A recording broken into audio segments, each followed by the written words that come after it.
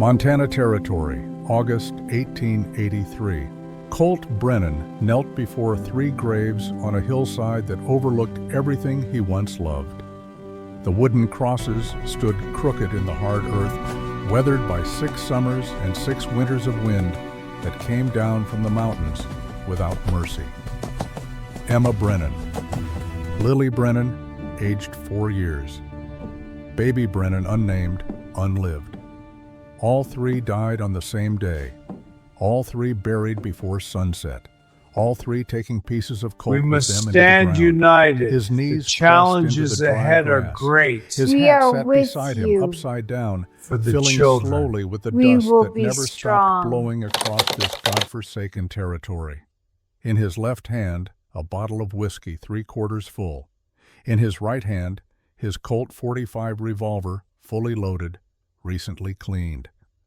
6 years he'd been making this choice. 6 years he'd been coming to this hillside with these 2 companions. 6 years he'd been trying to decide which one would finally give him peace. The sun was dropping toward the western ridge. Another day almost done. Another day survived without wanting to survive it. The ranch spread out below him, 500 acres of grass and rock and loneliness. 200 head of cattle scattered across the range. A barn that needed mending. A house that needed living in. A life that needed a reason. He had $43 in his pocket after paying the veterinarian for a sick mare. He had enough food in the cupboard to last 2 weeks if he was careful. He had 3 bottles of whiskey in the cellar and a rifle over the mantel, and a bed he hadn't shared with another human being since the night before the fever came. Colt uncorked the bottle. The smell of cheap whiskey rose up sharp and familiar. He raised it toward Emma's grave, the way he'd done on their anniversary every year since, the way he'd done on Lily's birthday, the way he'd done on every holiday and Sunday and Tuesday when the silence got too loud. Today was none of those days. Today was just Thursday. Just another Thursday in a long line of Thursdays that all felt exactly the same. He brought the bottle to his lips. Then he heard the crying, faint at first, almost like wind, almost like an animal caught in wire. But not quite. Something different. Something human. Colt lowered the bottle. He listened. The sound came again, carried on the same wind that never stopped, thin and high and desperate. A child's cry. He stood slowly. His knees protested. Everything protested these days. 32 years old, and he moved like a man of 60. 6 years of not caring will do that. 6 years of working until exhaustion and drinking until sleep and waking up disappointed to wake up at all. The crying came from the direction of the house, down the hillside, past the barn, somewhere near the front porch. Colt picked up his hat. He left the whiskey bottle standing beside Emma's grave like a monument to another failed goodbye. He kept the revolver. A man didn't walk around Montana Territory unarmed, even on his own land, especially on his own land. He walked down the hillside with long strides that covered ground without hurrying. Whatever was crying could wait. Everything could wait. Time didn't mean much when you had nothing but time. The house came into view as he rounded the barn. Single story, built from logs he'd cut himself before Emma died, chinked with mud and moss. Solid enough to survive the winters, but never quite warm enough to feel like home anymore.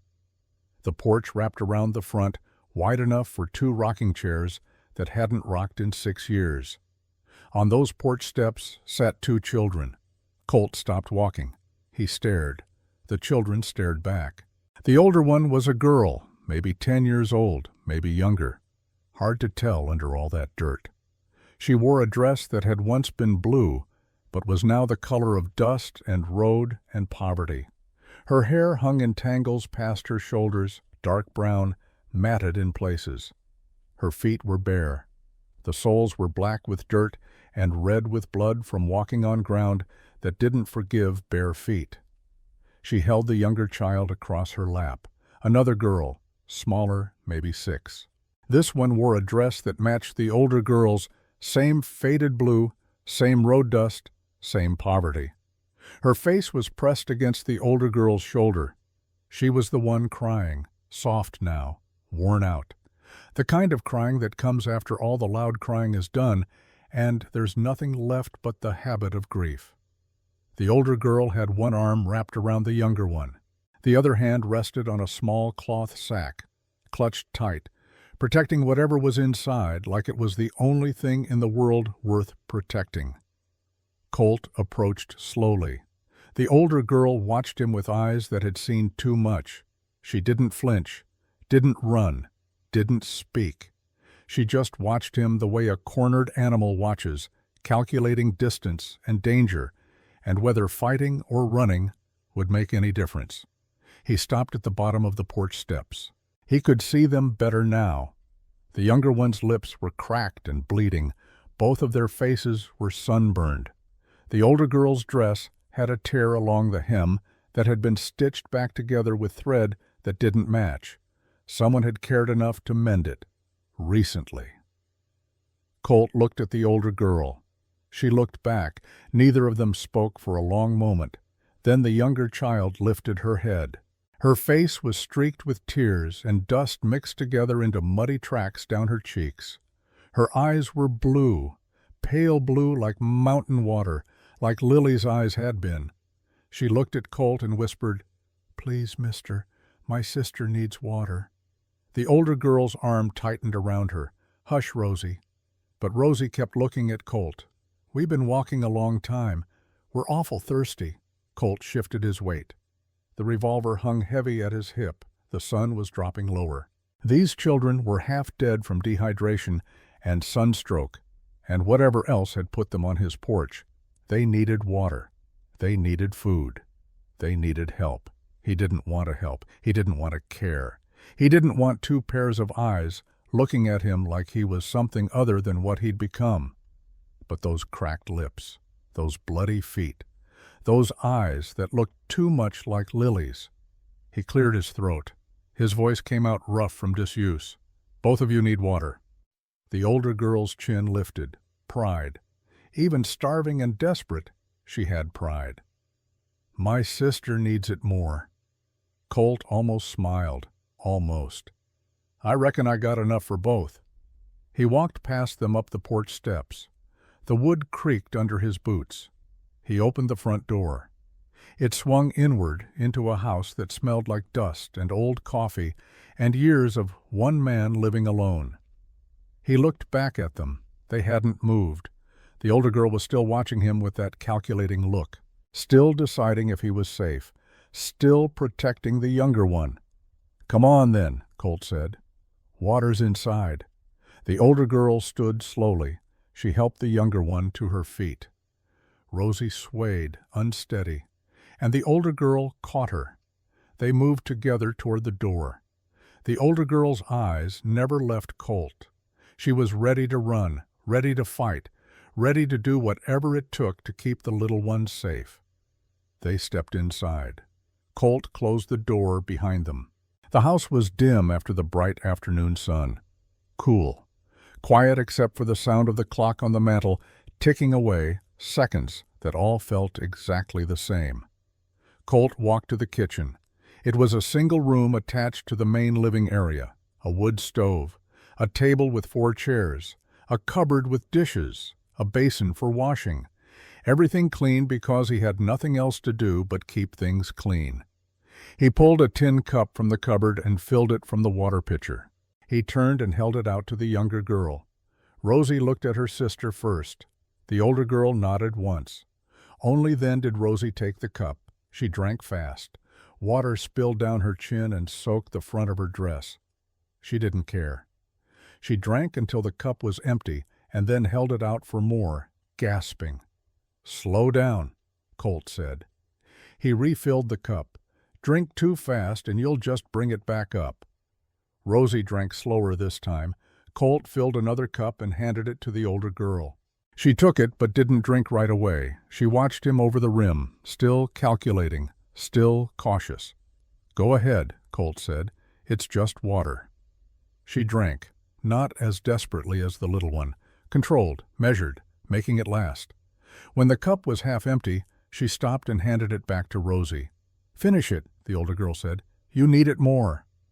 Rosie shook her head. "You need it too, Sarah." Sarah, Rosie. Now they had names.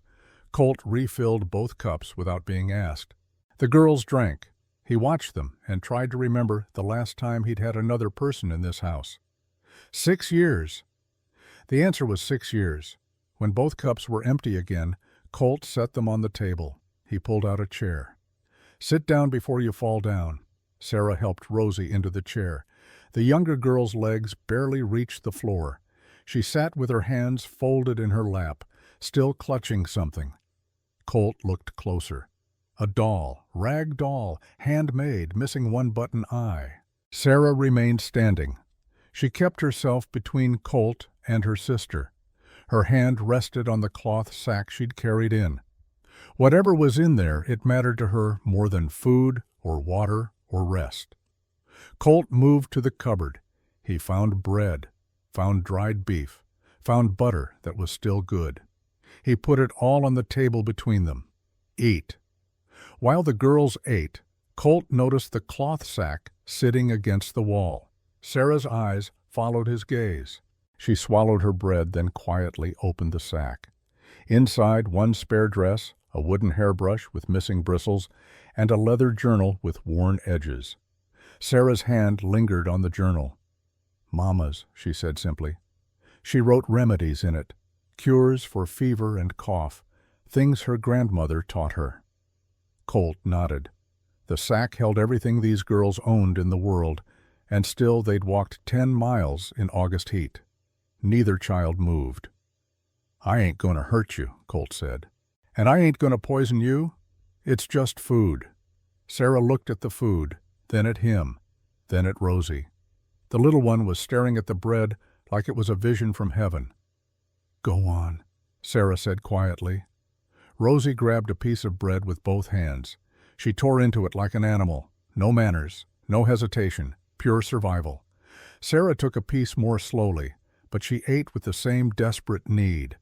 These girls were starving. Colt stepped back and leaned against the counter. He watched them eat. He should ask questions, should find out where they came from, should figure out what to do with them.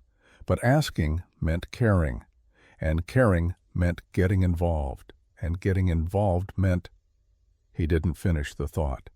Just watched 2 half-dead children eat bread at his kitchen table and tried not to remember another little girl who used to sit in that same chair. They ate until the bread was gone, ate until the beef was gone, drank more water.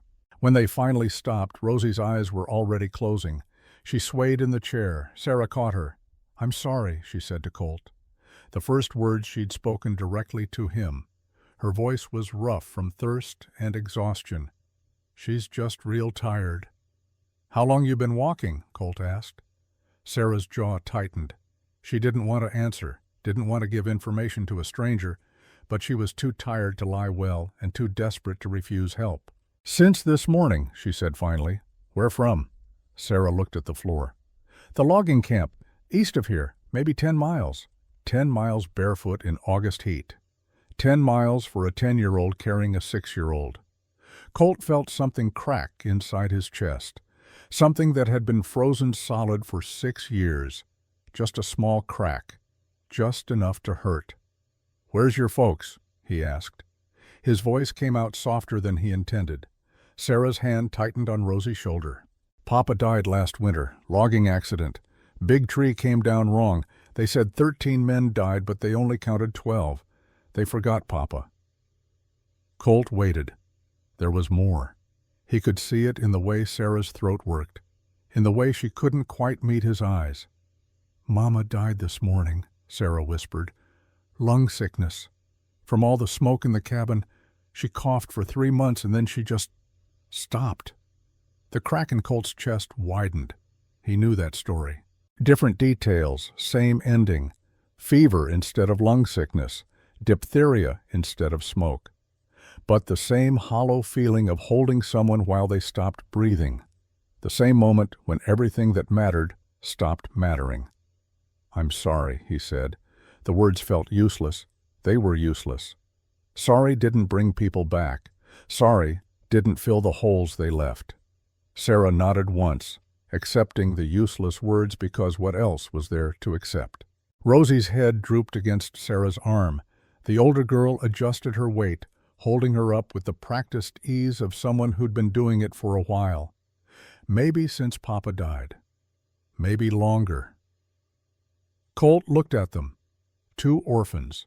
2 children with nowhere to go and no one to care if they lived or died. Just like he'd had nowhere to go 6 years ago when he buried his family.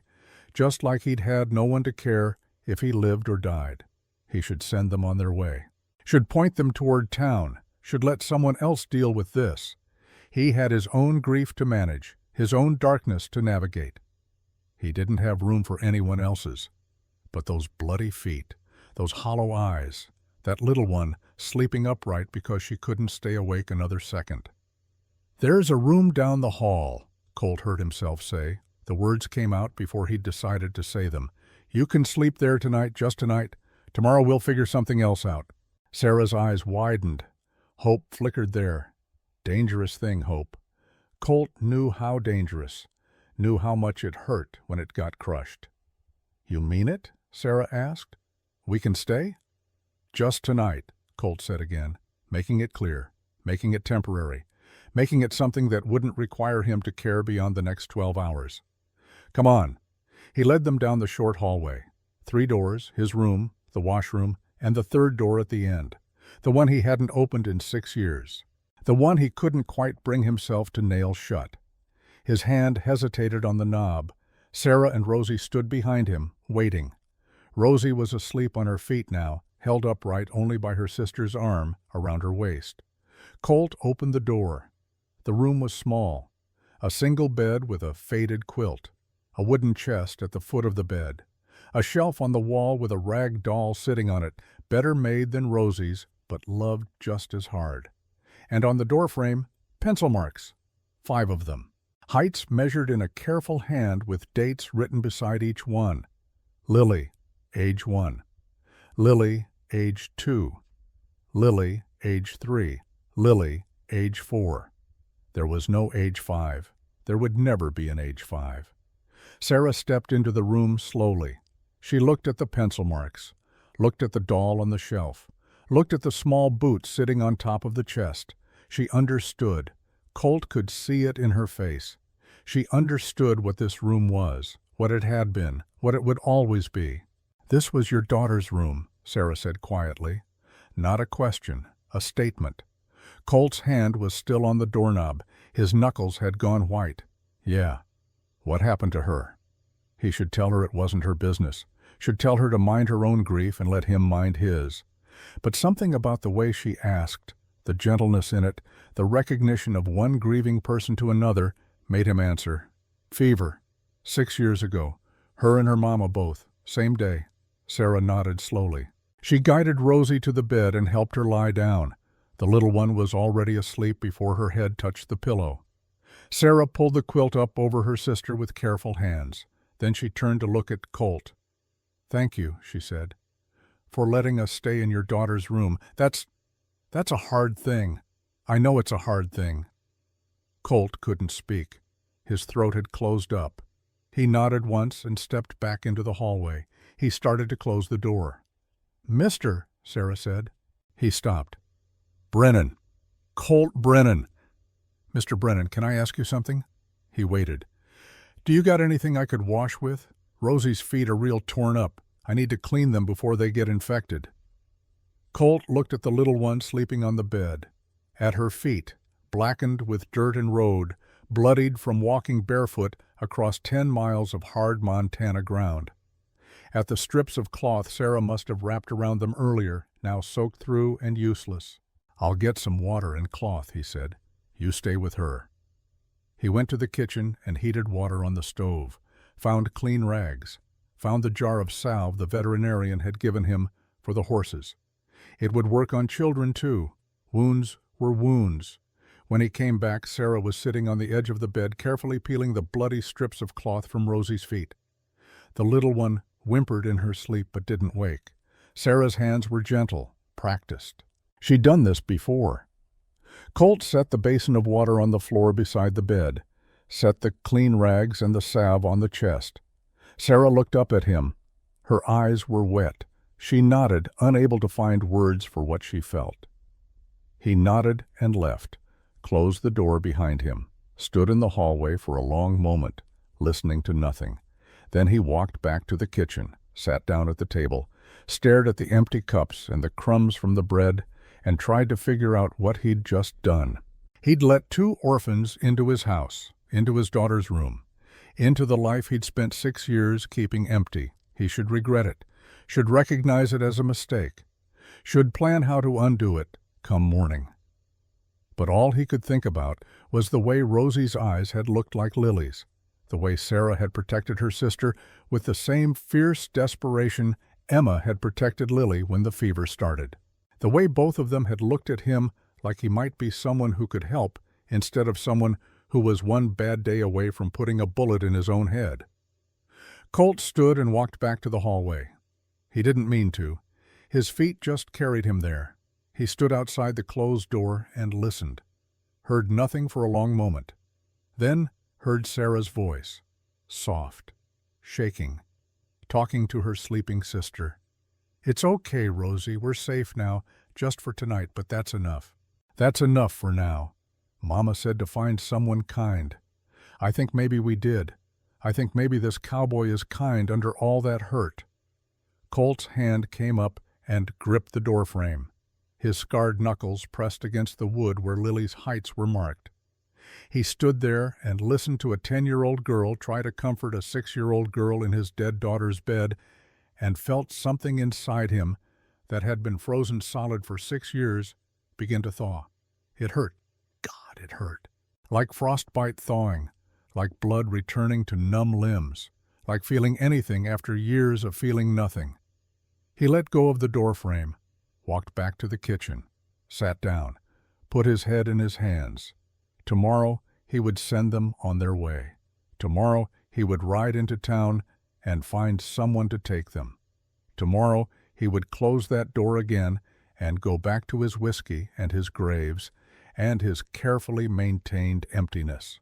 But tonight, just for tonight, there were children sleeping in his house, children who needed help, children who looked at him like he was something other than broken, just for tonight. The sun had fully set by the time Colt finally stood from the table. He walked through the house checking the doors, the windows, the things a man checks when he has something to protect. He hadn't checked those things in 6 years, hadn't cared if doors were locked or windows were secure. What did it matter when there was nothing worth stealing and no one worth protecting? But tonight there were 2 girls sleeping down the hall, 2 girls who'd walked 10 miles barefoot, 2 girls who'd lost everything and ended up on his porch. He checked the doors anyway. Later, much later, when the house had gone quiet and the moon had risen over the mountains, Colt lay in his own bed and stared at the ceiling. He could hear them down the hall, Rosie crying out once in her sleep, Sarah's voice soothing, gentle, the old house settling around them all. He closed his eyes, tried to sleep, couldn't. His mind kept going back to the hillside, to the 3 graves, to the bottle of whiskey he'd left standing in the grass, to the choice he'd been about to make. He'd been going to drink himself unconscious. Maybe this time not wake up. Maybe this time finally find the courage to use the revolver instead of just carrying it. But then he'd heard crying, and now there were children in his house, and the bottle was still standing on the hillside, getting warm in the night air. Colt turned on his side, faced the wall, tried not to think about what it meant that he'd chosen to help instead of choosing to end, tried not to think about what tomorrow would bring when he had to explain to the marshal why he had 2 orphan girls sleeping in his house. Just before sleep finally took him, he heard a sound from down the hall, a small voice, muffled but clear enough. "Mama?" Rosie cried. "Mama, wake up." Then Sarah's voice, thick with exhaustion and grief. "Shh, baby. I'm here. I got you." Colt lay in the dark and listened to one child comfort another. Listen to the echo of every night for the past 6 years when he'd wanted someone to comfort him and had no one. Listen to the sound of shared grief and shared survival, and two people who refused to give up even when giving up would be easier. He got out of bed, moved silently down the hall, stood outside the closed door and listened. Made sure they were all right, made sure the little one had settled, made sure Sarah's voice had stopped shaking. When the house went quiet again, he went back to his room. This time he slept, not well, not peacefully, but he slept. And somewhere on a hillside, a bottle of whiskey stood guard over 3 graves through the long Montana night, waiting, patient, knowing that some choices don't get made in one night, knowing that some men take years to decide whether to live or die. But tonight, just for tonight, Colt Brennan had chosen to live, had chosen to help, had chosen to open a door that had been closed for 6 years. Tomorrow would bring its own choices. Tomorrow would bring complications he couldn't imagine. Tomorrow would bring everything he'd been avoiding for 6 years crashing back into his carefully maintained isolation. But that was tomorrow. Tonight there were children sleeping in his house, and that for now was enough. Morning came too early and too bright. Colt woke to sunlight streaming through the window and the smell of coffee he hadn't made. He sat up fast, confused, reaching for the revolver on the bedside table before he remembered. The girls, Sarah and Rosie, they were still here. He dressed quickly and walked to the kitchen. Sarah stood at the stove with her back to him, working the coffee pot. She'd found his shirt hanging on a peg and put it on over her dress. It hung to her knees. Her hair was wet, recently washed, hanging in dark ropes down her back. She turned when she heard him. Guilt flashed across her face. "I'm sorry, Mr. Brennan. I didn't mean to presume. I just thought you helped us, and I wanted to do something, and I know how to make coffee because Mama taught me, and it's fine," Colt said. His voice came out rough, morning voice. He cleared his throat. "Coffee's fine." Relief washed over her face. She poured him a cup with hands that shook slightly. Too much cup for 2 small hands, but she managed it without spilling. Handed it to him carefully. Colt took it, sipped. The coffee was terrible, weak and bitter at the same time. But he drank it anyway because the girl had tried, because the effort mattered more than the result. "Where's your sister?" he asked. "Still sleeping. She had bad dreams all night. Kept calling for Mama." Sarah's voice dropped. "I tried to help, but I ain't Mama." "You did fine," Colt said. He'd heard her, heard how she'd comforted Rosie through the dark hours, heard the patience in her voice even when she must have been just as scared, just as lost. Sarah nodded. She wrapped her arms around herself. The shirt sleeves hung past her hands. "Mr. Brennan, I know you said just one night. I know we got to leave. But could we maybe stay till Rosie wakes up? Her feet are real bad. I cleaned them like you said, but they need more rest before we start walking again." Walking again. To where? Colt set down his coffee cup. "Where exactly were you planning to go?" Sarah's chin lifted. That pride again. That fierce determination to survive even when survival seemed impossible. "Town, I guess. Maybe someone there would know about Papa's brother. Mama said he was in Nevada somewhere, but maybe someone knows where." "You got an uncle in Nevada?" "Maybe. Mama mentioned him once or twice. Said his name was Virgil. Said Papa didn't talk to him much." She paused. "Said if he ever showed up, we should be careful. Red flag, big red flag." But Colt didn't push. "You ever meet this uncle?" "No, sir." "You got anyone else? Aunts? Cousins? Anyone?" Sarah shook her head. "Just us. Always been just us. Just us." 2 words that carried the weight of a lifetime. Colt knew that weight. Had been carrying it himself for 6 years. He should still send them to town. Should let the marshal handle it. The marshal would find somewhere for them. An orphanage, maybe. Or a family willing to take in 2 more mouths to feed. Someone else's problem. Someone else's responsibility. But he looked at Sarah standing in his kitchen, wearing his shirt, drinking his terrible coffee, trying so hard to be grown up and brave and capable when she was just 10 years old and had buried her mother yesterday. "You can stay till Rosie's feet heal enough to walk," Colt heard himself say. "Few more days, maybe." Hope flared in Sarah's eyes, so bright it hurt to look at. "Really? You mean it?" "Few days," Colt repeated.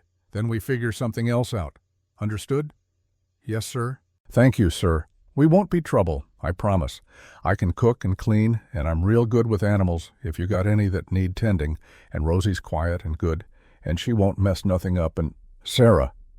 Colt held up his hand. "It's all right. Just be kids. That's enough." She nodded rapidly, swallowed hard, blinked fast against tears that were trying to fall. "Yes, sir." A sound from the hallway made them both turn. Rosie stood in the doorway, one hand gripping the frame, the other clutching her one-eyed doll. Her hair stuck up in all directions. Her face was puffy from crying and sleeping. Her feet were wrapped in the clean bandages Colt had provided. "Sarah?" Her voice was tiny, scared. "Where are we?" Sarah crossed to her in 3 strides, knelt down, took her hands. "We're at Mr. Brennan's house, remember? The nice cowboy who gave us water and food? We're safe here." Rosie looked past her sister to where Colt stood by the stove. She studied him with those pale blue eyes, serious beyond her years. Then she looked around the kitchen, at the table with 4 chairs, at the cupboards, at the window with morning light streaming through. "Is this where we live now?" she asked. "No, baby, just visiting for a few days, till your feet get better. But then where do we go?"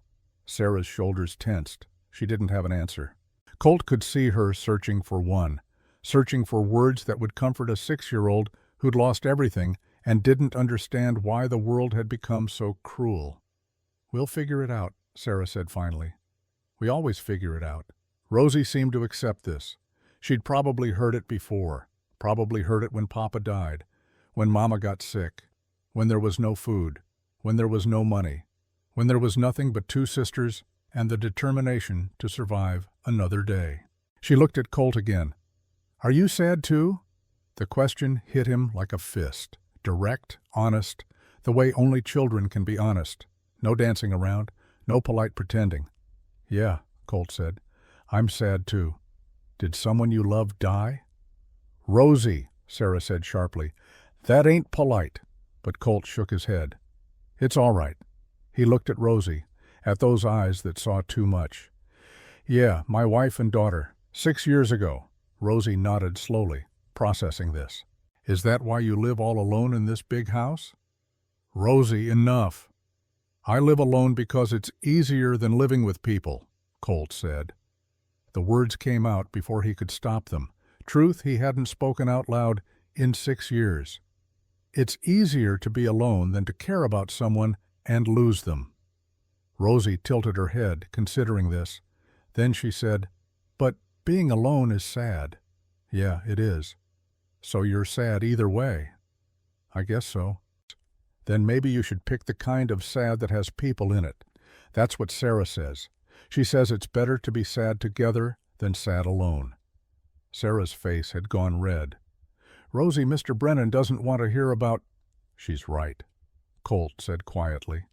He looked at Sarah, at the way she was trying to protect him from her sister's questions, trying to manage everyone's feelings even though she was drowning in her own. "Your sister's smart." Sarah's mouth opened, closed. She looked at him like she didn't know what to say to that. Colt cleared his throat, shifted his weight. This was getting too close to things he didn't talk about, things he'd locked away 6 years ago and hadn't opened since. "You hungry?" he asked Rosie. She nodded. "I'll make breakfast. You sit down." Colt moved to the stove, started pulling out eggs, bacon, bread, cooked mechanically the way he'd been cooking for himself for 6 years. But this time, he cooked for 3. This time, he set the table for 3. This time, he filled 3 plates instead of 1. They ate together in silence. Not uncomfortable silence, just quiet. The kind of quiet that comes when people are too tired or too sad or too overwhelmed to make conversation. when just sitting together is enough. After breakfast, Colt showed Sarah where the well was so she could draw water, showed her where he kept the chickens so she could collect eggs, showed her the vegetable garden that had gone mostly to weeds because he couldn't bring himself to care about vegetables when he barely cared about living. Sarah absorbed it all with the focused intensity of someone memorizing a map in case she needed it later, in case this became permanent, in case this place became home.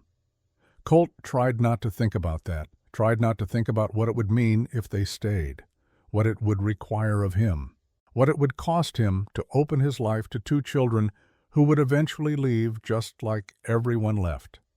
They came back to the house to find Rosie on the front porch, sitting in one of the rocking chairs that hadn't rocked in 6 years. She had her doll in her lap and she was humming, just humming. Some tune Colt didn't recognize, some song her mother had probably taught her. The sound of it, the simple domesticity of a child humming on his porch, hit him harder than he expected. He stood at the bottom of the steps and listened, and felt that crack in his chest widen a little more.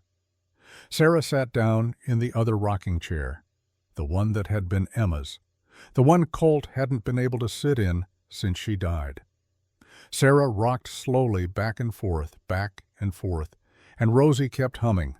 And Colt stood there watching two orphan girls make themselves at home in a place that hadn't been a home in 6 years. He should stop this, should remind them this was temporary, should maintain the distance necessary to protect himself when they inevitably left.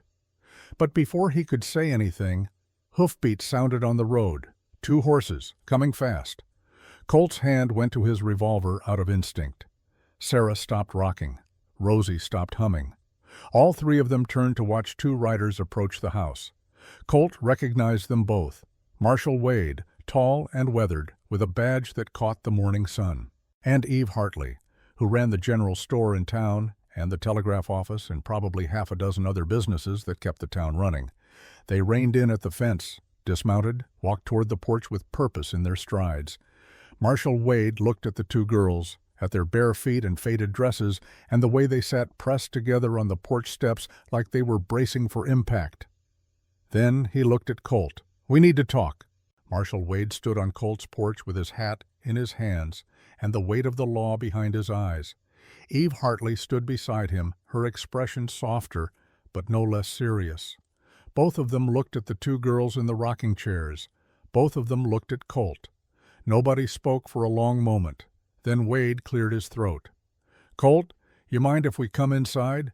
This ain't a conversation for the porch." Colt glanced at Sarah.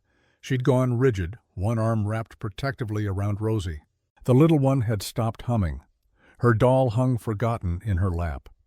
Both girls knew what authority looked like when it came calling. Both girls knew what it meant when men with badges showed up asking questions. "Girls can stay out here," Colt said. "We'll talk inside." "Mr. Brennan," Sarah started, her voice tight with barely controlled panic. "It's all right," he told her.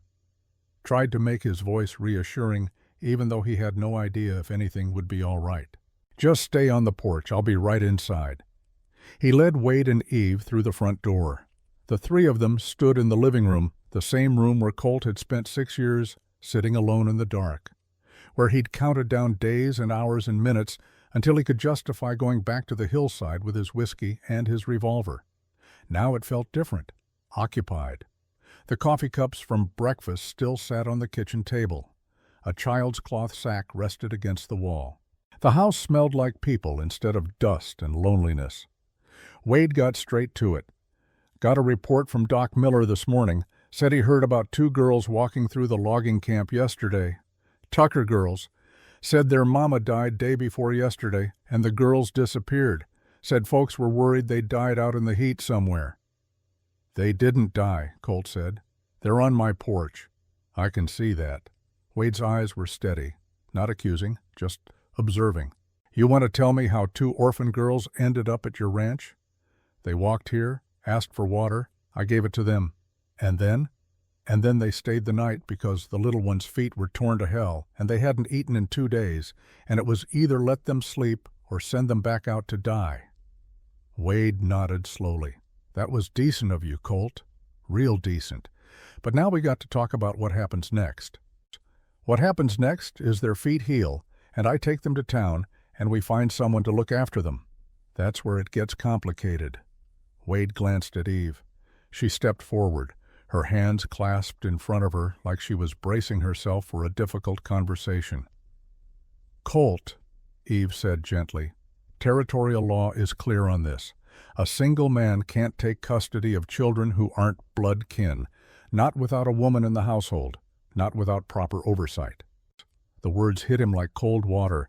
I'm not taking custody, I'm just letting them rest. Doesn't matter. Wade's voice carried the flat authority of someone who'd enforced laws he didn't necessarily agree with. You got 2 minor girls living under your roof. No female supervision, no blood relation. That creates a situation that the territory don't look kindly on. Colt felt anger rising in his chest, hot and sharp and directed at a system that would rather see children die than bend its precious rules. So what are you saying? I should have left them on the porch to die of thirst? That would have been more proper? Nobody's saying that, Eve said quickly. What you did was right. But now we have to think about what's legal, what's sustainable. They ain't sustainable. They're children who need help until someone finds their uncle in Nevada or figures out where else they can go. Their uncle? Wade pulled a small notebook from his pocket, flipped it open. Virgil Tucker. That the one. Sarah must have mentioned him to someone, or maybe Doc Miller knew. Small towns had a way of knowing everything, whether you wanted them to or not. That's what Sarah said. She doesn't know where he is, hasn't ever met him. Wade's expression darkened. I know Virgil Tucker, or know of him.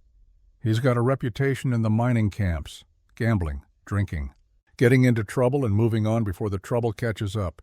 If he's the girl's only kin, that ain't much to pin hopes on. Then what? Colt's hands clenched at his sides. Orphanage in Helena? Send them off to some institution where there'll be one more mouth to feed and one more name on a list? There's families in town who might take them, Eve offered. Good people. The Hendersons have been talking about taking in help. The Millers might have room. The Hendersons run a boarding house and work those kids 16 hours a day. The Millers have 7 children already in a 3-room house. Eve's voice was quiet but firm. I know because I sell them supplies. I know how little money they have and how much strain they're under. Wade shifted his weight. Be that as it may, the law is the law. And Judge Augustus Marsh is coming through town in 3 days. When he hears about this situation, he's going to want answers. Legal answers. Who told him? I did. Wade met Colt's eyes without flinching. It's my job. And if I didn't, someone else would. Vera Whitmore saw the girls on your porch this morning when she rode past. By noon, half the town will know. By tomorrow, the whole territory will know. Better the judge hears it from official sources than from gossip. Colt wanted to put his fist through the wall, wanted to rage against a system that made helping 2 dying children into a legal problem. But rage wouldn't solve anything. Rage was what he'd been living on for 6 years, and it had gotten him exactly nowhere. How long do I have, he asked. 3 days, Wade said. Judge gets here Friday morning. He'll want to inspect the situation, talk to the girls, make a determination about their welfare and living arrangements. And if he decides I can't keep them, then they go wherever he decides is appropriate. Could be an orphanage, could be a family in town. Could be he tracks down this uncle in Nevada and ships them off to him whether he wants them or not. The thought of Rosie and Sarah being sent to some stranger, some uncle, who their mother had warned them about, made Colt's stomach turn. But what could he do? He was one man with no legal standing and no claim to children who weren't his. Eve stepped closer. She'd been quiet, letting Wade deliver the hard news. Now she spoke with the careful deliberation of someone who'd been thinking about this problem longer than the last 5 minutes. There is one solution, she said. It's not ideal. It's not what anyone would choose under normal circumstances, but it would satisfy the legal requirements. Colt looked at her. Eve Hartley was 29 years old. She'd been widowed 7 years ago when her husband died in a logging accident, the same kind of accident that killed Sarah's father. She'd taken over his general store and built it into something bigger. She was smart and capable and had a reputation for being fair in her dealings. She was also looking at Colt with an expression he couldn't quite read, sympathy mixed with something else, determination, maybe, or desperation of her own. "What solution?" he asked. Eve took a breath. "You need a woman in the household, someone who can provide proper supervision and meet the legal requirements for taking care of children. Someone the judge would approve. I don't know any women who would move out to a ranch to look after 2 orphans. You know one." Eve's voice was steady. "Me." The words hung in the air between them. Colt stared at her. Wade looked down at his boots, suddenly very interested in the floorboards. "You," Colt repeated. "I've been alone for 7 years," Eve said. "I've run my store and my business, and I've done well enough, but I've always wanted children, always wanted to be a mother. 4 years ago, I applied to adopt a child from the orphanage in Helena, a little girl, 3 years old. Nobody wanted her because she had a birthmark on her face, and people are cruel about such things." Her hands tightened where they were clasped. "They turned me down, said a single woman couldn't provide proper upbringing, said a child needed a father, said it wasn't appropriate. I've thought about that rejection every day for 4 years. Thought about that little girl growing up in an institution because the law said I wasn't good enough to love her." "Eve," Colt started, but she held up her hand. "I'm not asking for love, Colt. I'm not asking for anything except a chance to help those girls and maybe finally become what I've always wanted to be, a mother. Even if it's just on paper, even if it's just a legal arrangement to satisfy Judge Marsh." Understanding crashed over Colt like a wave. "You're talking about marriage." "I'm talking about a solution that helps everyone. You get to keep the girls here where they're safe. I get to finally be a mother. The girls get a stable home with both a man and a woman, which satisfies the law.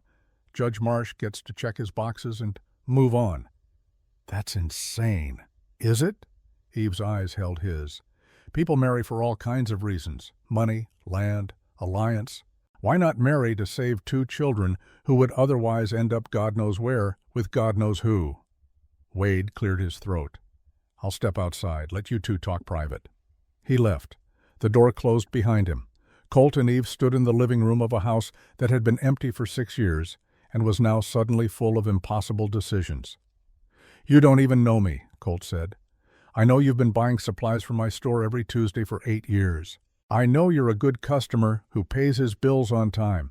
I know you lost your family and it broke something in you that hasn't healed. That's not knowing someone. Then tell me I'm wrong about what I do know." Eve's voice sharpened. "Tell me you weren't about to drink yourself to death, or worse when those girls showed up. Tell me you haven't been living half alive for 6 years, waiting for the courage to stop living entirely. Tell me those girls didn't give you a reason to get out of bed this morning for the first time in longer than you can remember." Colt couldn't tell her any of those things, because they were all true, every word. "This isn't fair to you," he said finally.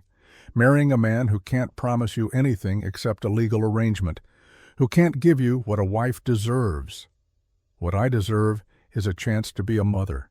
What those girls deserve is a home. What you deserve is a second chance at living. Maybe we can give each other those things.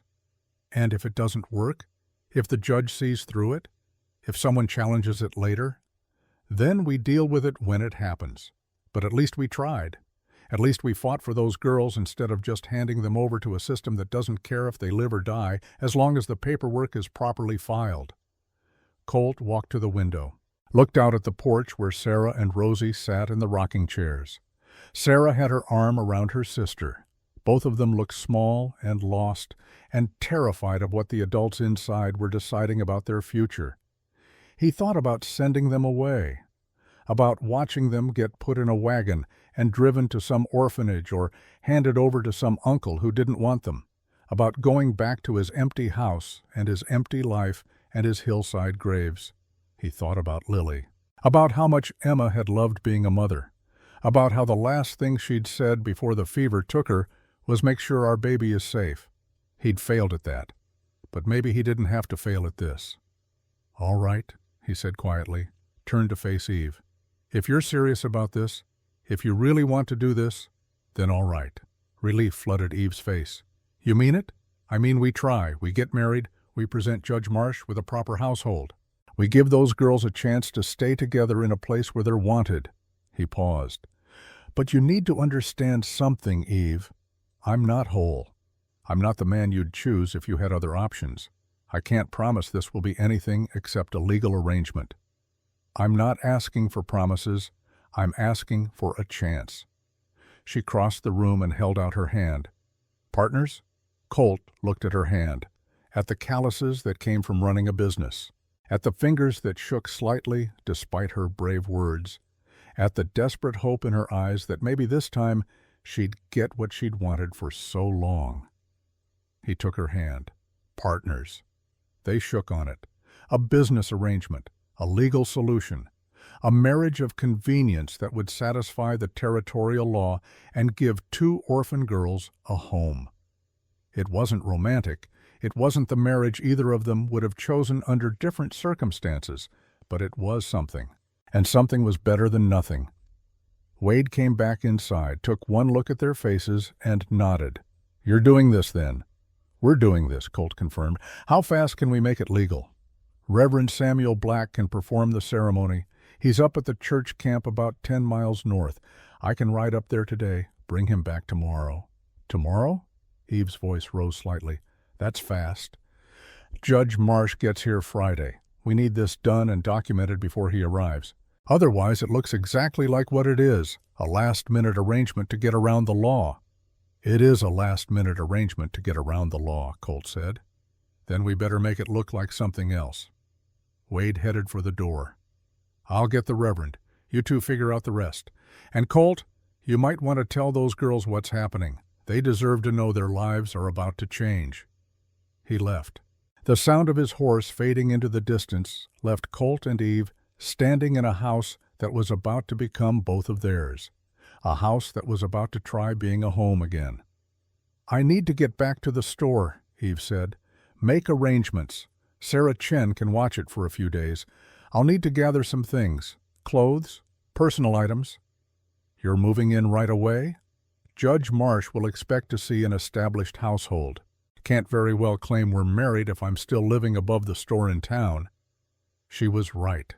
Of course she was right. This was happening fast, and it was happening completely, and there was no room for half measures. "Take whatever room you want," Colt said, "except the one at the end. That's Sarah and Rosie's now." Something softened in Eve's expression. "You're a good man, Colt Brennan. Better than you think you are." "I'm a desperate man doing a desperate thing." "Sometimes that's the same thing." She moved toward the door, then stopped. "One more thing. When the judge asks how long we've been courting, we need to have the same story. Let's say 6 months, quiet courtship. Nothing public because we're both private people. We decided to marry quickly because of the girl's situation, but also because we'd been thinking about it anyway. Can you remember that? 6 months, quiet courtship, quick decision. Good." She smiled. It was a nervous smile, but genuine. "I'll see you tomorrow then, for our wedding." She left. Colt stood in his empty living room that wouldn't be empty much longer and tried to process what he'd just agreed to. Marriage. To a woman he barely knew. For the sake of 2 children he'd met yesterday. 6 years ago, he would have called himself insane. 6 years ago, he would have said he'd never marry again, never open his life to anyone again, never risk the kind of pain that came from loving and losing. But 6 years ago, he hadn't met 2 orphan girls with bloody feet and desperate hope. 6 years ago, he hadn't seen how easy it was to help someone when helping was the difference between life and death. He walked to the front door, opened it. Sarah and Rosie looked up from where they sat with matching expressions of fear and hope mixed together. "Mr. Brennan?" Sarah's voice shook. "Are we leaving?" Colt sat down on the porch steps, faced them, tried to figure out how to explain this in a way that wouldn't terrify them more than they already were. "You're not leaving," he said. "But things are going to change." "What things?" Rosie clutched her doll tighter. "There's a judge coming in a few days. He makes decisions about children who don't have parents, about where they should live and who should take care of them." Sarah's arm tightened around Rosie. "He's going to send us away." "Not if I can help it, but the law says a man living alone can't keep children, says there needs to be a woman in the house, someone who can be a proper guardian. So you're sending us away?" Sarah's voice went flat, resigned, like she'd expected this all along. Like every good thing that happened to her, eventually turned bad. "No, I'm getting married." Both girls stared at him. Rosie's mouth fell open. Sarah's eyes went wide. "Married?" Sarah repeated. "To who?" "Mrs. Hartley, Eve. The woman who was just here. She's willing to marry me so you girls can stay, so we can be a proper family in the eyes of the law." Silence. Long silence. Both girls processing this information with the careful attention of people whose lives depended on understanding what adults decided for them. Finally, Rosie spoke. "Is she nice?" "I think so. I don't know her well, but she's always been fair in her business. She wanted to adopt a child once, and they wouldn't let her. She understands what it's like to want to help and not be allowed." "When?" Sarah asked. "Tomorrow. Reverend Black will come, and we'll have the ceremony here." "That's fast." Sarah's eyes narrowed.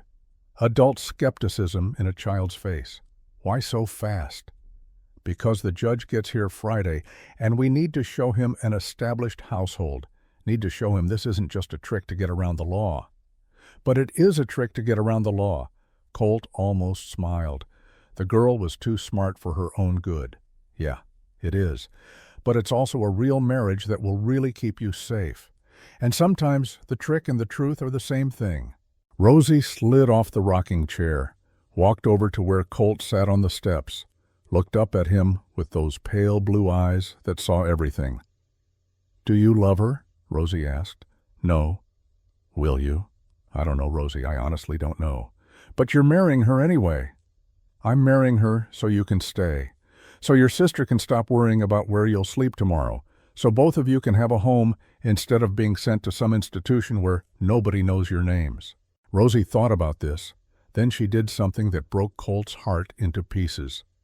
She climbed into his lap, just climbed right up like she had every right to be there, like she was his daughter instead of a stranger's child he'd met yesterday. She wrapped her small arms around his neck and pressed her face against his shoulder. "Please don't send us away," Rosie whispered. "Please." Colt's arms came up automatically, held her. This tiny person who weighed nothing and everything at the same time. This child who'd lost her mother 2 days ago and was already trusting another stranger with her safety. Sarah watched from the rocking chair. Tears ran down her face, but she didn't make a sound, just cried silently while her sister clung to a cowboy who'd agreed to marry a woman he barely knew just to keep them safe. "I can't promise it will be perfect," Colt said, speaking to both of them. "I can't promise I'll be a good father, or that Eve will be a good mother, or that any of this will work the way it's supposed to. But I can promise I'll try. We'll all try. That's the best I can offer." "It's enough," Sarah said through her tears. "It's more than enough." They sat like that for a long time. Colt on the porch steps with Rosie in his lap, and Sarah in the rocking chair, and the Montana sun climbing higher in a sky that seemed bigger than it had yesterday. More full of possibility. More full of hope. Eventually, Rosie fell asleep against his shoulder, the exhaustion of 2 days of grief and fear finally catching up to her. Sarah wiped her eyes and came to sit beside Colt on the steps. "Can I ask you something, Mr. Brennan?" "Call me Colt. If we're going to be family, might as well use first names." "Colt, then," she paused. "Your wife and daughter, the ones who died, did you love them a lot? More than anything in the world. And when they died, did you want to die too?" He should lie. should give her some comfortable answer about being strong and moving forward. But she'd asked for truth, and she deserved truth. Yeah, I wanted to die too. Tried to a few times. Never quite had the courage to follow through. Sarah nodded. Mama was like that after Papa died. She cried every night when she thought I was sleeping. Sometimes she'd just stare at the wall for hours. I had to remind her to eat. I'm sorry you had to do that. It's okay, I understood. When you love someone and they leave, it takes part of you with them, the part that knew how to be happy. Colt looked at this 10-year-old girl with her old soul and her understanding of grief that no child should have. You're wise beyond your years, Sarah. I'm just tired beyond my years. But I got Rosie, so I can't stop, can't give up, can't let the tired win. That's what being a parent is. Not giving up even when you want to, even when it would be easier. Is that why you're marrying Mrs. Hartley? Because you can't give up on us? Partly, also because she wants to help. And because sometimes two broken people can hold each other up better than one broken person can stand alone. Sarah reached over and took his hand, the one that wasn't holding Rosie, her small fingers threaded through his scarred ones. I think you and Mrs. Hartley are going to be good for each other, she said. I think maybe we all need each other, even if we don't know it yet. Maybe she was right. Maybe this strange arrangement of four people thrown together by circumstance and desperation would somehow become something real, something worth keeping. Or maybe it would fall apart the moment Judge Marsh asked the first hard question. Either way, they'd find out soon enough. The rest of the day passed in a blur of preparation. Colt rode into town to make arrangements, stopped at the church camp to confirm Reverend Black would come tomorrow. Stopped at the store where Eve was already packing her things with the efficient determination of someone who'd made a decision and wouldn't let herself reconsider. Second thoughts? She asked when she saw him. About 100 of them. You? About 200, but I'm doing it anyway. Good, me too. They stood in her store, surrounded by fabric and tools and supplies, and tried to figure out how two strangers were supposed to become partners in the span of a day. I'll be a good wife, Eve said. Maybe not in all the traditional ways, but I'll take care of those girls. I'll run your household. I'll stand beside you when the judge comes. That's what I can promise. That's all I need you to promise. And you? What can you promise me? Colt thought about it. I can promise I won't lie to you, won't cheat you, won't treat you poorly. I can promise respect even if I can't promise love. Is that enough? It's more than some women get from husbands they've known their whole lives. Eve held out her hand again. Still partners? Still partners. They shook on it for the second time that day, sealing an agreement that would change all their lives in ways they couldn't begin to imagine. That evening, Colt returned to the ranch to find Sarah teaching Rosie how to collect eggs from the chickens. Both girls had washed and changed into the spare dresses Eve had sent back with him. Both girls had their hair braided neatly. Both girls looked more like children and less like survivors. They ate dinner together. Colt cooked venison and potatoes. Sarah made biscuits that were dense and heavy but edible. Rosie set the table with careful concentration, making sure each fork and knife was perfectly aligned. It felt like family, fragile family, temporary family, but family nonetheless. After dinner, Colt took Sarah aside while Rosie played with her doll by the fireplace. Tomorrow, when Reverend Black comes and Eve and I get married, you'll be witnesses. You and Rosie. The law requires witnesses, and I can't think of anyone better than the two people this marriage is meant to protect. Sarah's eyes filled with tears again. You really mean it. You're really doing this. I really mean it. Why? You don't know us. You don't owe us anything. Why risk your whole life for two girls you met yesterday? Colt looked over at Rosie, at the way she hummed to herself while making her doll dance, at the innocence that somehow survived despite everything she'd lost. Because 6 years ago I was standing on a hillside with a bottle of whiskey and a loaded gun, trying to decide which one would finally give me peace. And then I heard crying. You're crying. Rosie's crying. And for the first time in 6 years, I had a reason to walk down that hill instead of staying on it forever. He turned back to Sarah. You saved my life yesterday, both of you. Maybe without meaning to, maybe without knowing it, but you did. And now I'm trying to return the favor. Sarah hugged him. Sudden and fierce and desperate, Colt's arms came around her automatically, held her while she cried into his shirt, held her the way he used to hold Lily when she had nightmares, held her like the father he'd stopped being 6 years ago. I won't let you down, Sarah whispered. I promise. I'll be good. Rosie will be good. We won't cause trouble. Just be kids, Colt said. That's all I ask. Just be kids and let the adults handle the worrying. That night, after both girls were asleep, Colt sat on his porch and looked at the stars. Tomorrow, he would marry a woman he barely knew. Tomorrow, his house would become a home again. Tomorrow, he would take responsibility for 3 lives instead of just his own. It terrified him. The thought of caring again. The thought of having something to lose. The thought of maybe, possibly, eventually finding himself happy and then having that happiness ripped away like it had been before. But it also gave him something he hadn't had in 6 years. Purpose, direction, a reason to wake up that extended beyond simple survival.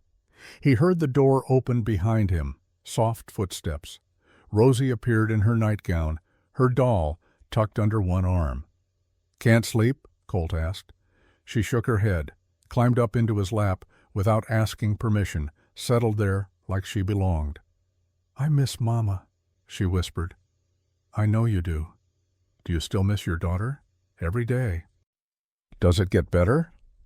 Colt thought about lying, about giving her false hope, but she deserved truth just like her sister did. It gets different, he said. The sharp pain becomes a dull ache. The ache becomes something you carry with you everywhere, something that's part of you. But yeah, it gets better, slowly, very slowly. Rosie was quiet for a moment. Then, Sarah says Mama sent us to you, says Mama knew you needed us as much as we needed you. Your sister's a smart girl. Do you think that's true? Do you think Mama knew? Colt looked up at the stars, at the endless Montana sky, at the universe that had taken everything from him and then, inexplicably, given him this. 2 orphans, a willing partner, a second chance. Yeah, he said quietly. I think maybe she did. Rosie snuggled deeper into his arms. Within minutes, she was asleep again. Colt held her and rocked slowly in the chair that hadn't rocked in 6 years and felt the ice around his heart continue to crack. Tomorrow would bring change. Tomorrow would bring challenges. Tomorrow would bring a wedding and a judge and a test of whether 4 broken people could somehow make each other whole. But tonight, just for tonight, there was a child sleeping safe in his arms. And that was enough. That was more than enough. That was everything. 2 weeks passed in careful preparation. James Wakefield rode out from Helena with leather cases full of documents. He interviewed Sarah and Rosie separately, took notes in cramped handwriting, explained what would happen in the courtroom. Eve gathered testimonies from every merchant in town. Doc Miller wrote a detailed medical assessment. Even Blanche Whitmore, the town gossip, came forward with information about Virgil's drinking and gambling. The ranch settled into routines that felt almost normal. Sarah learned to make Eve's tall biscuits, measuring flour with careful hands. Rosie followed Colt through morning chores, learning to check hooves and mend fence posts. In the evenings, all 4 of them sat around the table, and the house filled with the sounds of ordinary life. One night, Colt walked to the hillside alone. He knelt before 3 graves in the moonlight. Emma, he said quietly. Lily, baby, I need to tell you something. The wind moved through the grass. He spoke anyway. I'm fighting for those girls, fighting the way I couldn't fight for you, and I think I'm going to win this time. He paused. And Em, I think I'm falling in love again, with Eve. I know we didn't plan for that, but she makes the house feel like home. And the girls, they call her Mama now when they think I'm not listening. He stood, looked at the crosses one last time. I hope that's all right with you. I hope you'd want me to be happy again." He walked back down the hillside, back to his house where lights burned in the windows, back to his wife reading by the fire and his daughters sleeping safe in their beds. The hearing was scheduled for Monday. Virgil Tucker would bring his lawyer and his blood claim and his greed. But Colt Brennan was ready. He had a wife who'd chosen him, daughters who trusted him, a family that existed because 4 broken people decided to make each other whole. Whatever came next, they'd face it together, and that made all the difference. The wedding ceremony at dawn had been brief but binding. Reverend Black spoke words about covenants, not contracts. Rings were exchanged. A kiss sealed the arrangement. By the time the sun fully rose, Colt Brennan and Eve Hartley were husband and wife, bound by law, if not yet by love. Black closed his Bible, pulled a certificate from his coat pocket, set it on the table and filled it out with careful handwriting. The date, the names, the location, his signature at the bottom, official and binding. "Keep this somewhere safe," he said, handing the certificate to Colt. "Make copies if you can. When Judge Marsh comes, you'll want documentation that can't be questioned." "I'll keep a copy at the store," Eve said, "in my safe, where it can't be lost or destroyed." Black nodded approval. He looked at Sarah and Rosie. "You girls understand what just happened here?" "They got married," Rosie said. "So we can stay." "That's right. And do you know what that makes you?" Both girls shook their heads. "It makes you family, not by blood, but by choice, which some would say is even stronger." He smiled at them. "You take care of each other, all 4 of you. That's what families do." He gathered his things, declined Colt's offer of breakfast, said he had other business in the territory and needed to ride. But before he left, he pulled Colt aside on the porch where the others couldn't hear. "That judge who's coming," Black said quietly. "Augustus Marsh. I know him. He's not a bad man, but he's a rigid one. Lost his own daughter to a bad situation years back. Made him hard about certain things.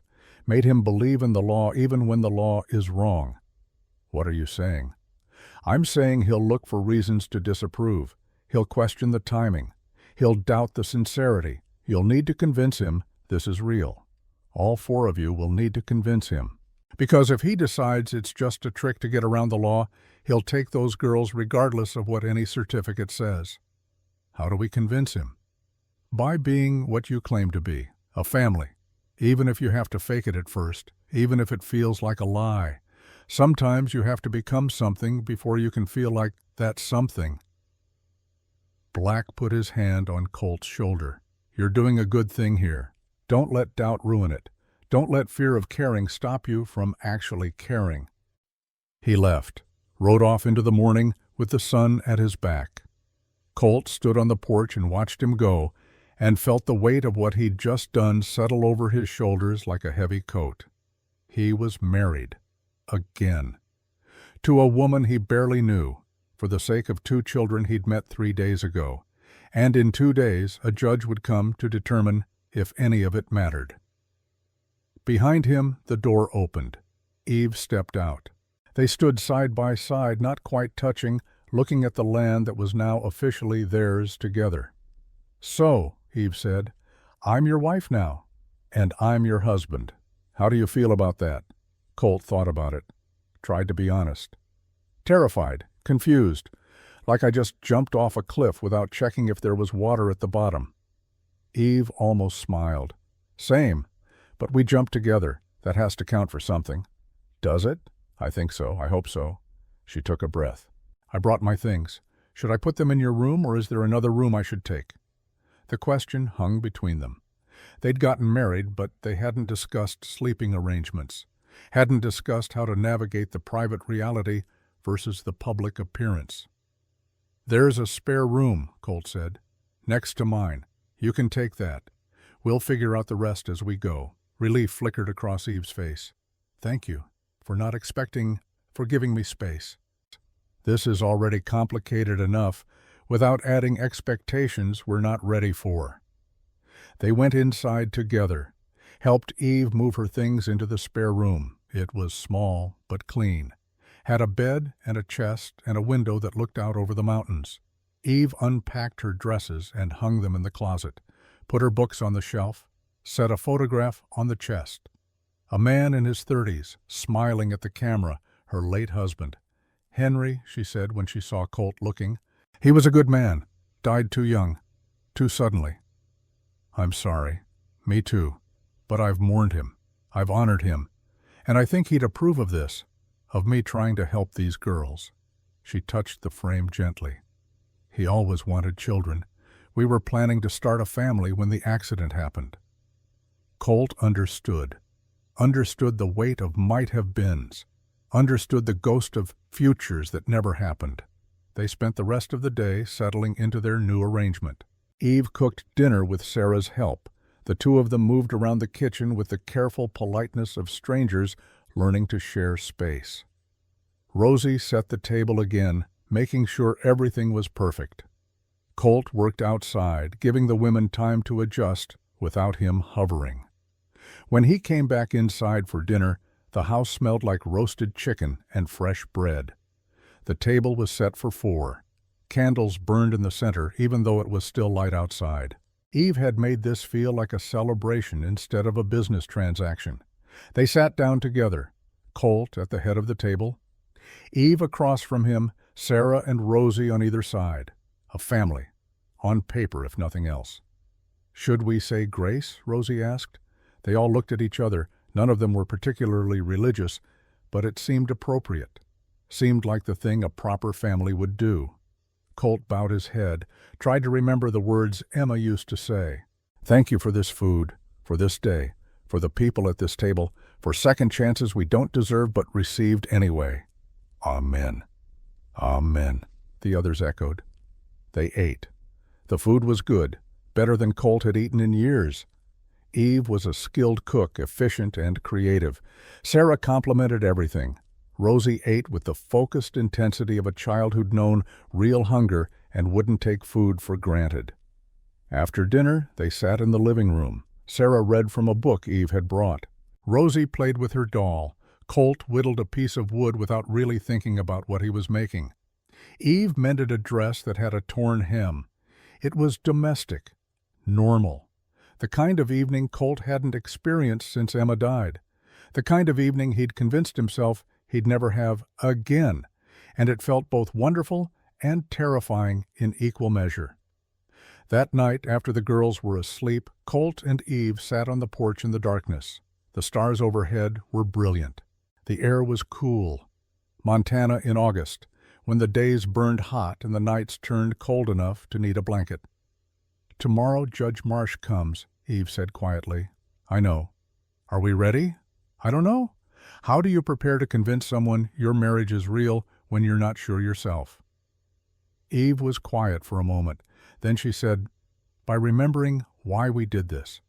By focusing on those girls instead of on our own doubts.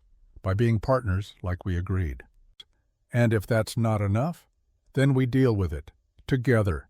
That's what partners do." Colt looked at her. At this woman who'd married him without hesitation, who'd upended her entire life to help 2 orphans and a broken cowboy, who sat beside him now without fear or regret, despite every reason to have both. "Why did you really do this, Eve? The truth, not the answer you gave the marshal." She considered the question, looked up at the stars. "I've been alone for 7 years. I've been successful, independent. I've proven I don't need a man to survive or thrive. But all that proving, all that independence, it got lonely. And when I saw those girls, when I heard their story, I saw a chance to be something I've always wanted to be, a mother. Even if it wasn't conventional, even if it wasn't what anyone would choose in ideal circumstances." She turned to look at him. "And I saw a man who'd been half dead for 6 years suddenly come back to life because 2 children needed him. I saw someone worth partnering with, someone worth risking this for." Colt didn't know what to say to that. Didn't know how to respond to someone seeing him as worth anything when he'd spent 6 years believing he wasn't. "This started as duty," he said finally, "as desperation, as the only way to keep those girls safe.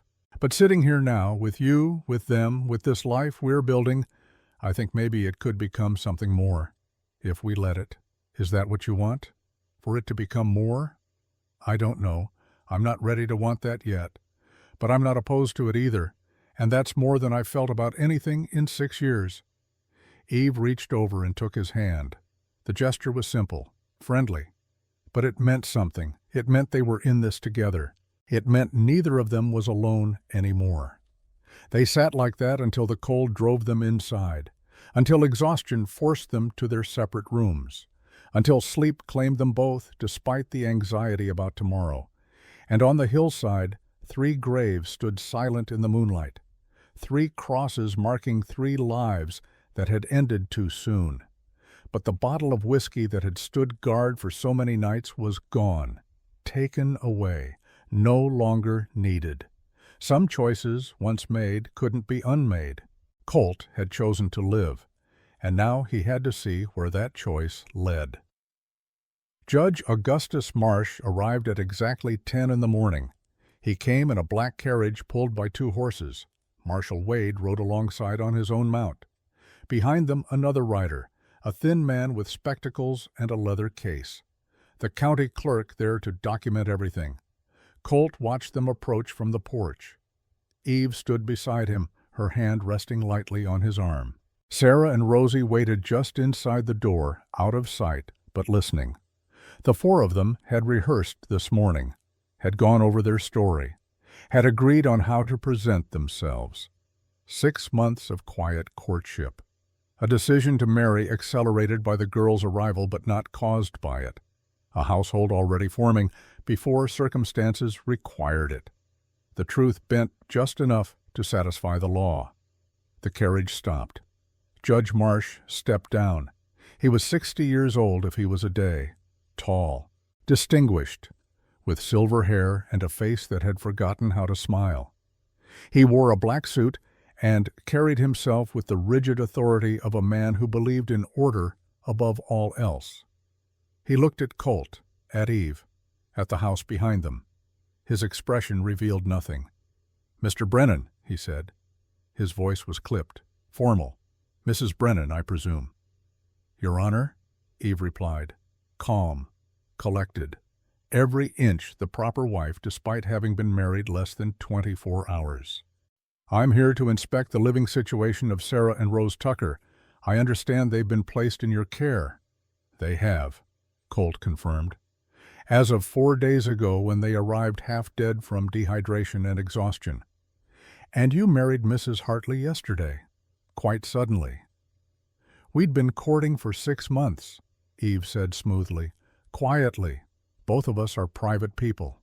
When the girls arrived and Marshal Wade explained the legal requirements, we simply accelerated plans we'd already been discussing." Marsh's eyes narrowed slightly. "Convenient timing." "Convenient for the girls," Eve replied without flinching. "They need stability. We can provide it. The timing is what it is." Marsh pulled a notebook from his pocket. "I'll need to inspect the house, interview the children, verify that this arrangement is suitable." "Of course," Colt said. "Come inside." They led Marsh and Wade into the house. The clerk followed, scribbling notes. Marsh examined everything with the attention to detail of a man looking for problems. He checked the bedrooms, the kitchen, the cleanliness, the supplies, the sleeping arrangements. He stopped at the room where Sarah and Rosie slept, looked at the pencil marks on the doorframe, the heights of another child, another daughter who would never grow taller. "Your daughter," he said to Colt, not a question, an observation. "Yes, sir." "And you've given these girls her room?" "Yes, sir." Marsh was quiet for a moment. Something shifted in his expression, not softer, but more complex, like he understood the significance of that gesture, even if he wouldn't acknowledge it aloud. He moved on, checked the spare room where Eve had set up her things, noted the separate sleeping arrangements with a raised eyebrow, but no comment. Finally, he returned to the living room. "I'd like to speak with the children, privately." Colt's jaw tightened. Eve's hand found his, squeezed. They'd known this was coming, had prepared the girls as much as they could. But sending them into a room alone with a judge who held their future in his hands was harder than either of them had anticipated. "All right," Colt said. "But if they get upset, I'm coming in. Mr. Brennan, I'm not here to traumatize children. I'm here to ensure their welfare."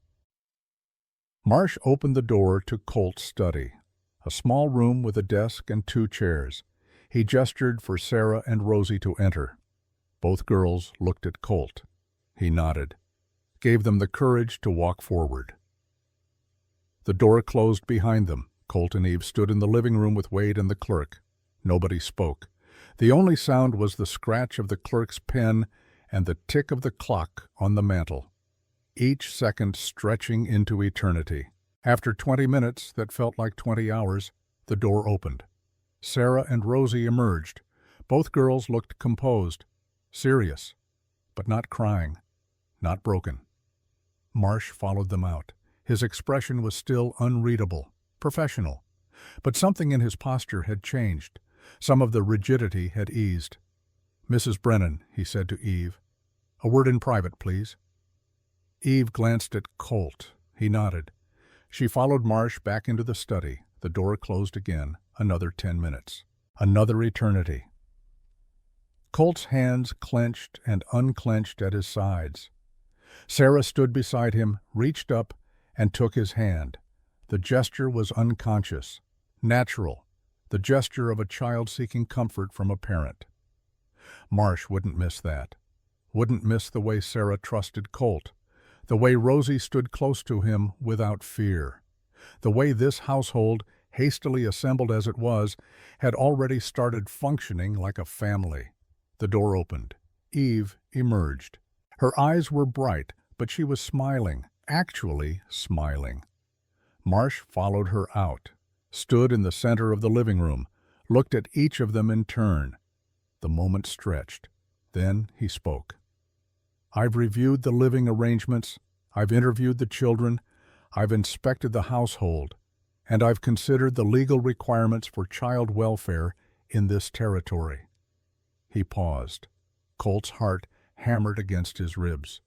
Eve's hand found his again. Sarah and Rosie pressed close.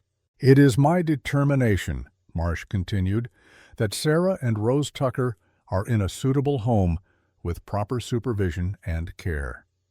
The marriage of Colt and Evelyn Brennan, while recent, appears to be legitimate and provides the necessary structure for raising children. I see no reason to remove them from this household." Relief crashed over Colt like a wave. Eve's hand tightened on his until his bones ground together. Sarah let out a sob. Rosie buried her face in Colt's leg. "However," Marsh said, and the word cut through the relief like a knife, "I will be conducting follow-up inspections in 3 months, then 6 months, then annually. If at any point I determine that this arrangement is not in the children's best interest, I will revisit this decision." "Understood," Colt said. His voice came out rough with emotion he couldn't quite contain. "One more thing." Marsh pulled a document from his case. "There's the matter of the girls' inheritance. Their father, Thomas Tucker, held timber rights to forested land north of the logging camp. Those rights transferred to his daughters upon his death. The value is considerable, approximately $8,000. $8,000? A fortune. Enough to change lives, enough to attract attention from people with bad intentions. "I'll establish a trust," Marsh continued, "managed by the territorial office. The girls will receive their inheritance when they reach the age of 18. Until then, it remains protected and inaccessible to anyone, including their legal guardians. Smart.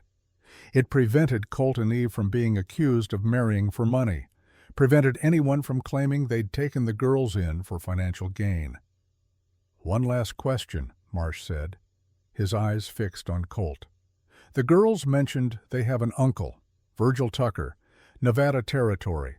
Have you made any attempt to locate him?" "No, sir. The girl's mother warned them about him specifically. Left a note saying not to let him know about the inheritance. I figured there was a reason for that warning." Marsh nodded slowly. "Virgil Tucker has a record. Gambling debts, petty theft, fraud. If he learns about this inheritance, he may attempt to claim guardianship. You need to be prepared for that possibility. And if he does, then we'll deal with it through proper legal channels. But for now, this household is established. The marriage is legal. The guardianship is recognized. That gives you standing to fight any challenge. He gathered his things, signaled to Wade and the clerk that they were leaving. At the door he paused, looked back at the four of them standing together in the living room. Mr. Brennan, Mrs. Brennan, I lost my own daughter years ago, to circumstances beyond my control.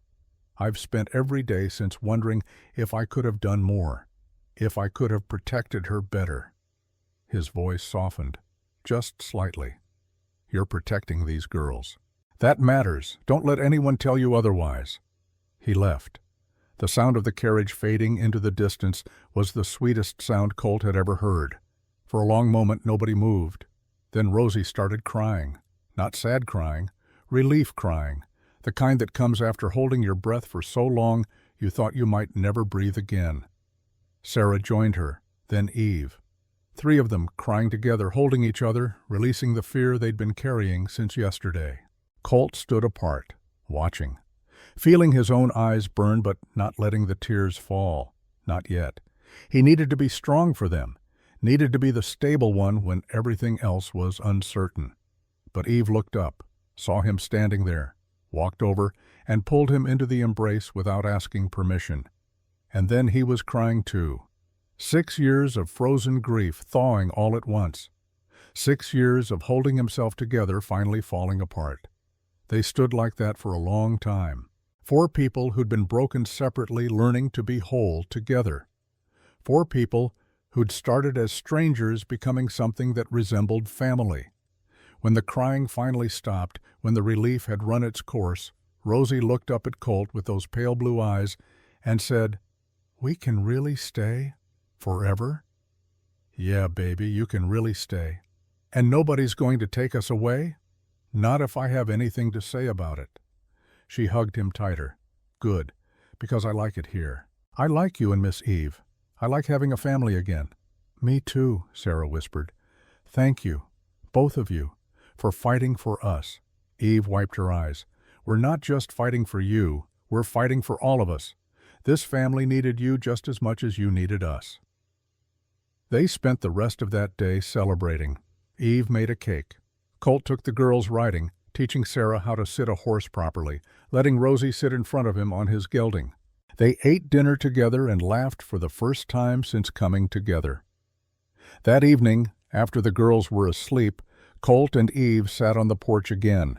The stars overhead, the cool Montana air, the same scene as last night, but everything different. "We did it," Eve said softly. "We convinced him. We did. But he was right about one thing. Virgil Tucker. If he finds out about the money, he'll come. Then we'll be ready." "Will we? If he challenges us legally? If he has documents proving blood relation? Then we fight. We have the law on our side now.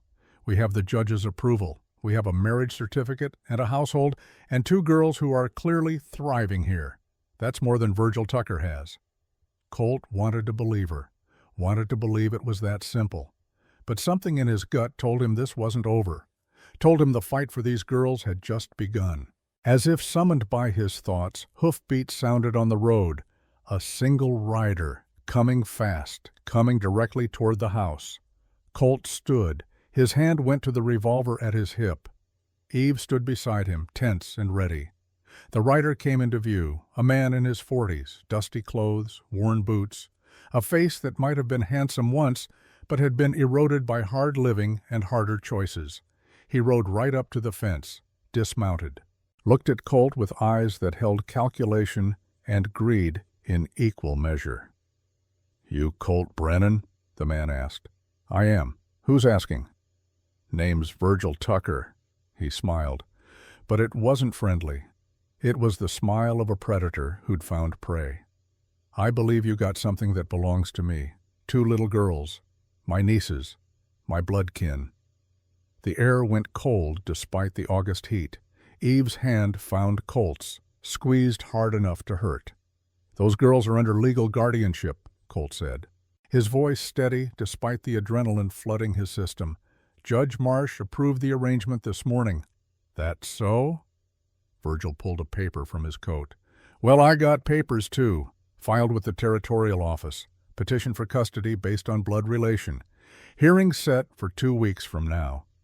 He tucked the paper away, looked at the house, at the ranch, at everything Colt had built and everything he was trying to protect.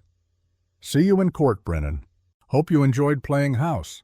Because when this is over, those girls and their nice little inheritance are coming home with me." He mounted his horse, rode off into the darkness, leaving Colt and Eve standing on the porch with the taste of victory turned to ashes in their mouths. The fight wasn't over. It was just beginning, and the stakes had just gotten higher than either of them could have imagined.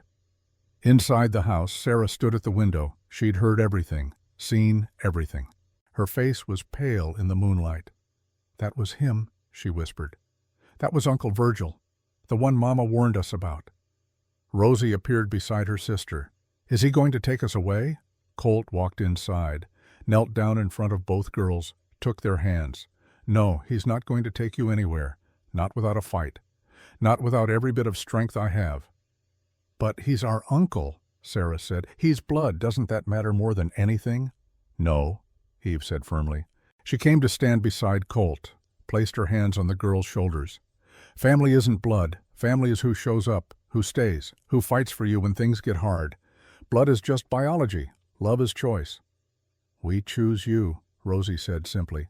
"We don't know him. We know you." "And we choose you," Colt replied. "Both of you. And we're going to prove that to any judge who asks. We're going to show them that this family, strange as it started, is real. Because it is real. All of it." Sarah looked at Eve. "Do you really mean that? About us being a family?" "I've wanted to be a mother my whole life," Eve said. "And you two, you're the daughters I always hoped for. Different than I imagined, but better. Real. Mine." She pulled both girls into a hug. Colt's arms came around all three of them. 4 people holding each other in the darkness. 4 people who'd found each other through tragedy and desperation and were determined not to let go. Outside, the Montana night stretched vast and endless. Inside, a family that shouldn't exist but did held tight to each other. Held tight to hope. Held tight to the belief that sometimes the families we choose are stronger than the families we're born into. And on a hillside not far away, 3 graves stood under the stars. 3 crosses marking 3 lives that had ended too soon. But the 4th grave that should have been there, the one that would have held Colt Brennan if 2 orphans hadn't knocked on his door, remained empty. He'd chosen to live. And now he had something worth living for, something worth fighting for, something that made every morning feel like a gift instead of a burden. The fight with Virgil Tucker would come. The legal battle would be brutal. The outcome was uncertain. But tonight, just for tonight, they were together. They were family. And that was enough. That was everything.